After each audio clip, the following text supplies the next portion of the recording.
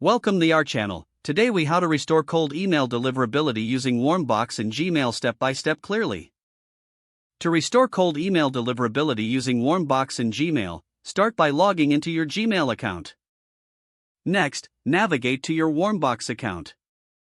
If you don't have a Warmbox account, create one by following the sign-up process.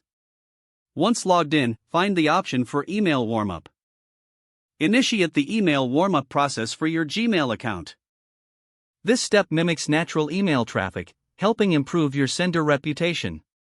Select the appropriate settings for your email warm-up strategy. Consider starting with a lower volume of emails to gradually increase as deliverability improves.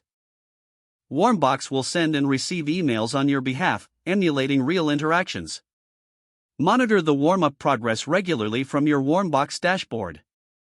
Observe metrics such as open rates, reply rates, and overall engagement.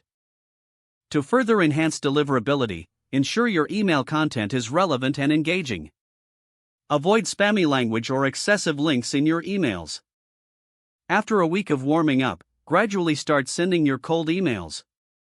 Begin with a small batch to test your deliverability.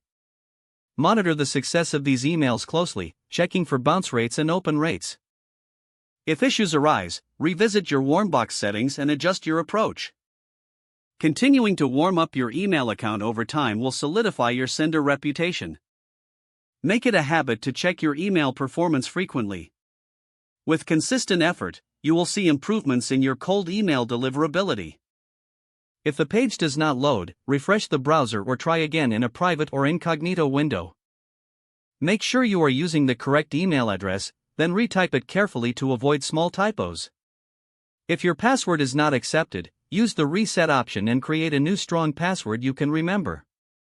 Check your spam folder for verification or security emails, then complete any Enable two-factor authentication if available to improve account security and reduce unauthorized access risk. After signing in, review your profile details so your contact information and settings are accurate and current. If you see an error message, note it down and try again after restarting your device and internet connection. Log out when you finish, especially on shared devices, to keep your account and payment information secure.